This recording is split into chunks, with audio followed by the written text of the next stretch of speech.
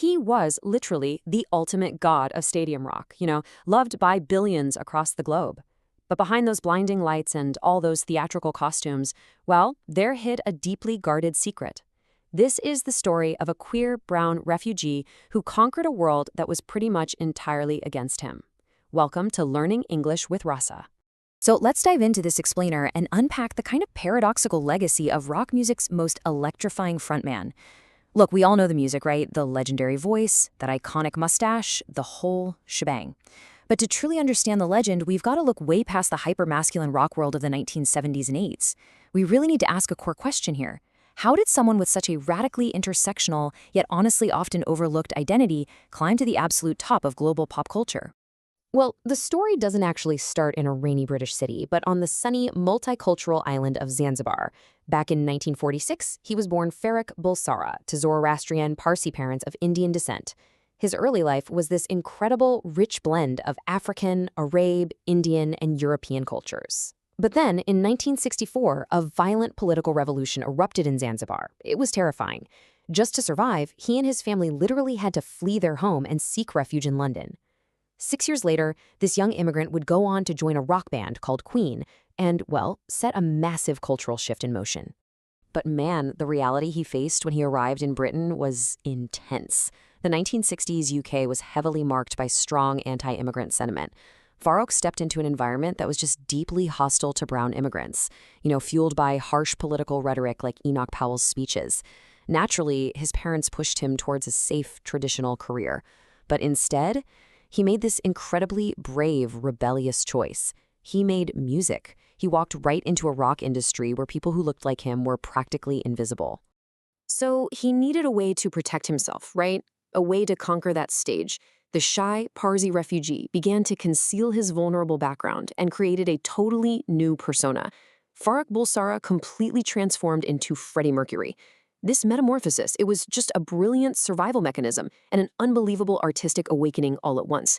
He became this flamboyant, fearless showman. He even flat out refused to fix his extra teeth because he genuinely believed they were the secret to his mind-blowing 4-octave vocal range. Let's fast forward to the 1970s and look at how he used the culture of the time completely to his advantage. He fully embraced the glam rock movement. This was a genre where musicians were intentionally rejecting traditional gender norms. By wearing these outrageous, colorful, totally androgynous clothes, Freddie was able to completely defy heteronormative rock tropes. In a world dominated by hypermasculine heavy metal and hard rock, he proved for sure that you didn't have to fit into some traditional box to be a rock god. As he so famously put it, I dress to kill, but tastefully. He absolutely loved collaborating with visionary female designers like Zandra Rhodes and Diana Mosley. Together, they just pushed every boundary. They were blending masculine leather jackets with feminine sequins, heavy makeup, and of course, those iconic batwing capes.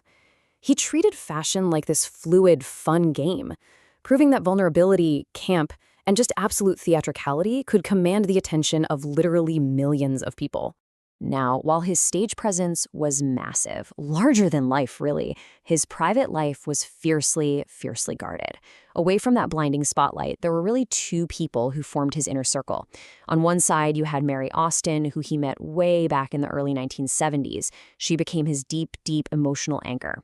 And on the other side was Jim Hutton, an Irish hairdresser he met at a club in 1985. Jim became his devoted final partner. They exchanged wedding bands, and Jim cared for him right up until the very end. His relationship with Mary Austin completely defied any sort of simple categorization.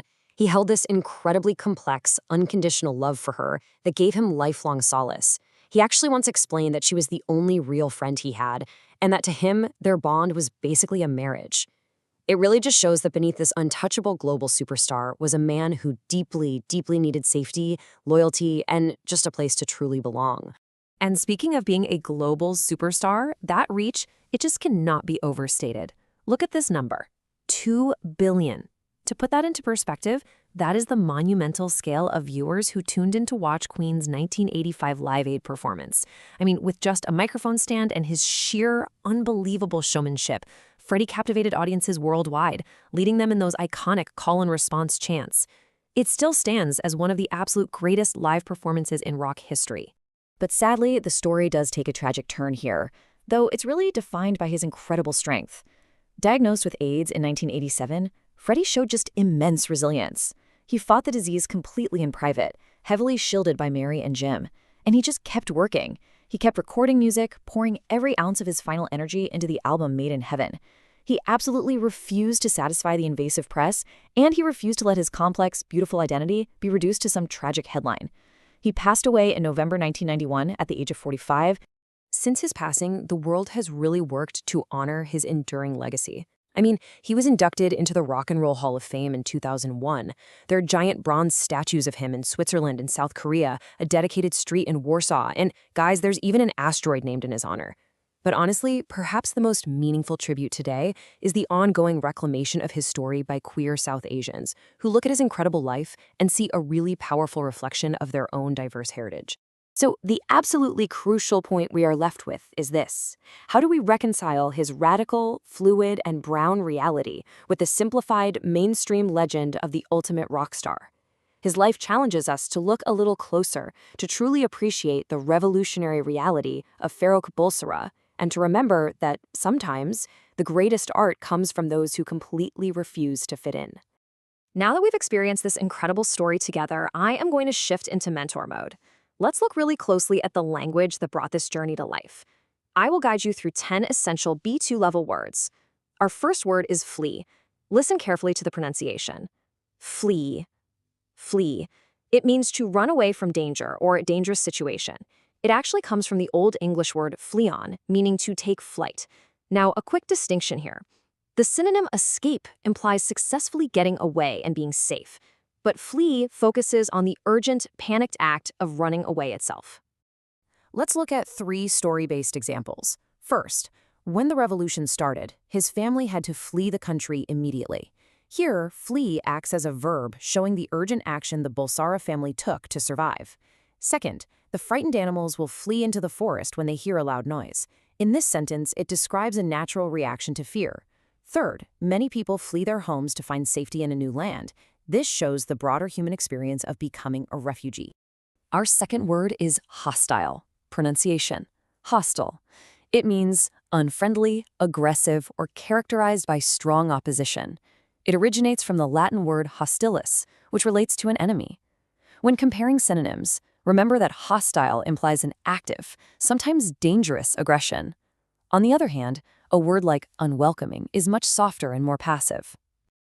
Let's read the examples. First, he arrived in a hostile environment where outsiders were not easily accepted. This describes the aggressive anti-immigrant sentiment of the 1960s UK as an adjective. Second, the politician gave a hostile speech that angered many communities. Here, it describes the angry and aggressive nature of the words spoken. Third, despite the hostile conditions, the band managed to succeed. This highlights the difficult, opposing circumstances they had to overcome. Word number 3 is conceal. Pronunciation: conceal. Conceal. This means to hide something carefully or to keep it a secret. It comes from the Latin concealare, to hide completely. While hide is a very common, everyday word, conceal is used when the action is very deliberate, intentional, and often requires a lot of effort. Here are the examples. First, he tried to conceal his vulnerable background by creating a new rock star persona. In this sentence, the verb shows Freddie's deliberate effort to keep his past a secret. Second, she wore a large coat to conceal her colorful outfit underneath. This shows physically hiding an object. Third, it is hard to conceal your true identity from the people who love you. This reflects the emotional difficulty of hiding who you really are. Moving right along to word 4, flamboyant. Pronunciation: flamboyant. It describes someone or something tending to attract attention because of exuberance, confidence, and stylishness. The etymology is actually beautiful. It comes from French, literally meaning flaming. Note the nuance here. While showy can sometimes be seen as negative or cheap, flamboyant is often used to praise someone's bold, artistic confidence. Let's look at the sentences. First, he was famous for his flamboyant stage outfits and high energy. Here, the adjective perfectly describes Freddie's theatrical, fiery style. Second, the flamboyant dancer commanded the attention of the entire room. This shows how being exuberantly stylish draws focus. Third, she has a flamboyant personality that makes everyone smile. This illustrates that a personality, not just clothing, can be brightly confident. Our fifth word is defy. Pronunciation: defy. Defy. It means to openly resist or refuse to obey. It derives from Old French défier, originally meaning to renounce your faith or challenge an enemy. For the synonym distinction, disobey usually refers to breaking a simple rule set by a parent or boss, but defy implies a bold, highly significant challenge to a larger system or expectation. Here are the examples. First, by wearing makeup and feminine clothing, he wanted to defy rock music traditions. In this context, the verb shows his active, bold resistance against normal expectations. Second, the brave protesters continue to defy the unfair laws. This shows political resistance. Third, his incredible vocal range seems to defy the normal limits of the human voice. This is a figurative use, meaning his talent is so great it challenges what we believe is naturally possible. Word number 6 is anchor. Pronunciation, anchor. While literally a heavy metal object for a boat, figuratively it means a person or thing that provides stability or confidence in an uncertain situation. It comes from the Greek ankara. Think of it this way. A support gives general help, whereas an anchor is your deepest foundation that stops you from drifting away during a severe storm. Let's practice with the examples. First, throughout his crazy life of fame, Mary Austin was his emotional anchor. Here, it functions as a noun, representing the stable force that kept Freddie grounded. Second, my family is my anchor whenever I feel stressed about my career. This shows how people rely on loved ones for balance. Third, the old traditions act as an anchor for the immigrant community. This shows how concepts, like traditions, can provide cultural stability in a completely new place. Next up, we have devoted. Pronunciation: devoted, devoted. This adjective describes someone who is very loving, loyal, and fully committed to a person or a cause. It comes from the Latin devore, which means to dedicate yourself by making a sacred vow. To contrast it with a synonym, loyal means staying true to an obligation or friend, but devoted adds a much deeper layer of active love and emotional care. Let's read our examples. First, Jim Hutton was a devoted partner who stayed by his side until the end. This adjective perfectly describes the deep love and commitment Jim showed. Second, she is a devoted teacher who spends her weekends planning lessons. This shows dedication to a profession. Third, the band's devoted fans will travel across the world to see them play. This illustrates passionate loyalty to an artist. Word 8 is resilience. Pronunciation: resilience. It is a noun meaning the capacity to recover quickly from difficulties or toughness. The Latin root resiliere literally means to bounce back.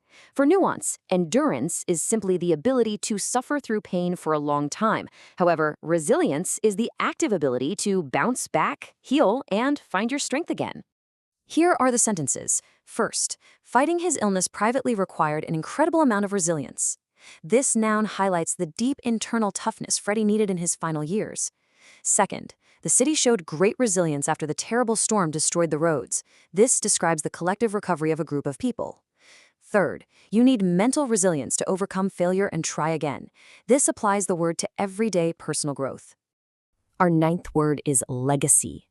Pronunciation: legacy. It refers to something handed down from the past, or the long-lasting impact a person leaves on the world after they die. It traces back to the Latin legatus, related to an ambassador leaving a message. Remember, a gift is a simple physical present, whereas a legacy is a profound historical, financial, or cultural impact left behind for future generations. Let's look at the examples. First, the statues and the music ensure his legacy will live on forever. Here, the noun represents the enduring cultural footprint of Freddie Mercury. Second, the scientist left a legacy of important research that cures diseases today. This shows an intellectual impact. Third, it is important to think about the legacy you want to leave for your children. This encourages thinking about your own personal life impact. Our final word is reconcile. Pronunciation: reconcile. Reconcile. It means to find a way to make two different ideas, facts, or situations exist together and both be true. It comes from the Latin reconciliare, to bring together again. A good distinction here: to settle means simply to end an argument, but to reconcile means doing the hard work of harmonizing two complex, seemingly opposite things. Let's read our final examples. First, it is hard to reconcile his quiet, private reality with his massive public fame. This verb highlights the difficulty in understanding the two very different sides of his identity. Second, the accountant must reconcile the bank statements to ensure the money is correct. This is a common business use, meaning to match two sets of numbers.